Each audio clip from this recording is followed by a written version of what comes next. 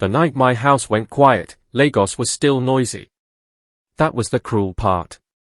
Cars honked on the expressway, a neighbor argued on the phone, rain slapped the windows like it had somewhere important to be. Inside my flat, though, time stalled. Zara's scream cut through the corridor and stopped abruptly, like someone had switched off a radio mid-song. I stood barefoot on the tiles, my phone dead in my hand. Kimi, my first wife, leaned against the opposite wall, arms crossed, watching me like a judge who already knew the verdict. "You wanted this night," she said calmly. "Don't look surprised." "Not now, Kimi," I whispered. She laughed softly. "When then?" "After everything." The bedroom door opened. The midwife stepped out slowly, her wrapper dark at the hem. She avoided my eyes. "Sir?" I didn't wait for her to finish. "The baby?" She nodded. "A boy." My chest lifted, then dropped. "And Zara?" Silence. Behind me, my mother wailed and sank into a chair. Kimi didn't move. She only exhaled, long and tired. "So," she said, "congratulations." That was the moment I understood something important. A man can get exactly what he asked for and still lose everything. As they carried Zara's body past me, covered in white, the rain outside intensified. I pressed my back to the wall, sliding down until I sat on the floor, my head in my hands. This was not how the story was meant to go. But stories do not ask permission before they begin. Before sons became a problem, before lineage entered our bedroom, Kimi and I were just two stubborn people trying to survive the city. We met at the university library. She corrected my calculations without apologizing. I liked her immediately. "You're wrong," she said, pushing my notebook back to me. "And confident about it too." Dangerous combination. We married young, moved into a cramped flat, argued about money and dreams. We spoke English when angry, Yoruba when tired, silence when hurt. Our first child was a girl. I cried in the hospital. Kimi laughed. "You're already a foolish father." By the third girl, the laughter stopped coming from everyone else. My mother visited more often. Aunties lingered after greetings. Conversations paused when Kimi entered rooms. One evening, my mother said gently, "You are blessed, my son.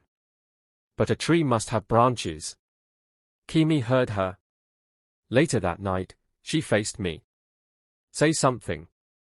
"There's nothing to say," I replied. "That's the problem," she snapped. "You're quiet when you should be loud." She grew sharper, more defensive. The city didn't help. People asked questions they had no right to ask. "So, still girls?" No boy yet." Kimi began sleeping closer to the edge of the bed. "You're letting them push you," she said one night. I denied it. But pressure doesn't break you suddenly. It reshapes you slowly until you no longer recognize the man you used to be. The suggestion of a second wife did not come as an order.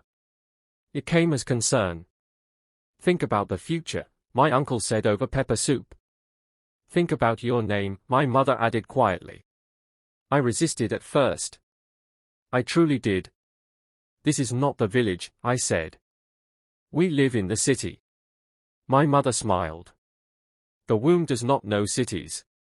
Kimi noticed the shift before I admitted it.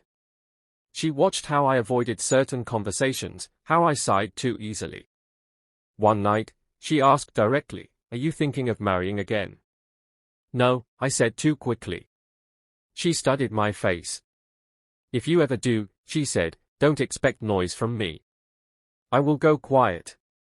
That scared me more than anger. Zara's name entered the conversation weeks later. Young. Respectful. Fertile, they said. When I told Kimi, she nodded slowly. "You didn't fight," she said. "You planned." The wedding was small. Civil, modern. Kimi attended in black. Zara knelt to greet her. "Good evening, Ma." Kimi looked down at her. "Stand up. This is not tradition. This is choice." The city swallowed us all. Modern flats are not designed for shared pain. Walls are thin. Silence travels. Zara tried too hard. She cooked extra meals. She greeted Kimi every morning. No response. One afternoon, I heard them in the kitchen. "You don't have to hate me," Zara said softly. Kimi replied without turning. "I don't hate you.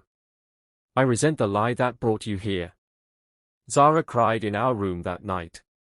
"They say I must succeed," she whispered. "They say my womb must speak." I held her and said nothing. Kimi stopped eating with us. She stopped correcting my silence. That was worse. One evening, she said calmly, "If this works, you'll be praised.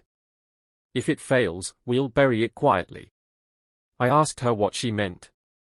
She smiled sadly. "You'll understand." When Zara became pregnant, the house changed immediately. My mother danced over the phone. Relatives visited with gifts. People congratulated me. Kimi withdrew. "If it's a girl," she asked one night, "what happens?" I hesitated. She nodded. That pause answered me. Zara's pregnancy was difficult. She was weak, vomiting constantly. Relatives brought herbs. The hospital was expensive. The midwife was familiar. Kimi warned me. "Ask questions." I didn't. Pressure makes cowards of careful men. Labor did not arrive like an emergency. It arrived like a warning.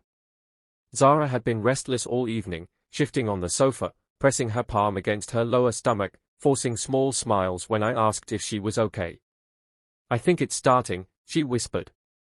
Outside, the rain had already begun to fall, thick and heavy, the kind that makes Lagos slow down whether it wants to or not. By the time I tried to book a ride to the hospital, the streets were flooded and traffic was frozen. The lights went out. The generator refused to start. The house, already tense for months, became suddenly small and dark. Zara's breathing changed. Shorter. Faster. Her fingers gripped the edge of the couch. "Aid," she called softly. Then louder. "Aid." My mother prayed in the living room. Kimi stood by the door, silent, watching everything. The midwife arrived soaked from the rain. She took Zara into the bedroom and closed the door. The rest of us waited in the dim corridor, listening to sounds we could not control. Zara's voice rose. Then fell. Then rose again. Time stretched in strange ways. Minutes felt like hours. At one point, her screaming stopped. Not because everything was finished, but because she had no strength left to make noise. When the midwife finally opened the door, her face had changed. "The child came," she said quietly. Hope lifted in my chest. "It's a boy." For a moment, the world felt light again. Then she added, "But Zara is very weak." They worked on her. Whispered. Tried. I stood uselessly in the hallway, my hands trembling, listening to the rain and the low voices inside the room. Then the voices stopped. The midwife stepped out slowly. I didn't need words anymore. Zara had gone where explanations no longer mattered. The baby did not survive long after her. By morning, the rain had eased, but my house was filled with something heavier. By evening, people had come. By the next day, white cloth covered two small forms. That is how labor turned into a burial. Not suddenly, but step by step. And beside the grave, Kimi said softly, "You chased legacy, and lost humanity." And for the first time, I had no argument left. Kimi left months later. "I won't curse you," she said.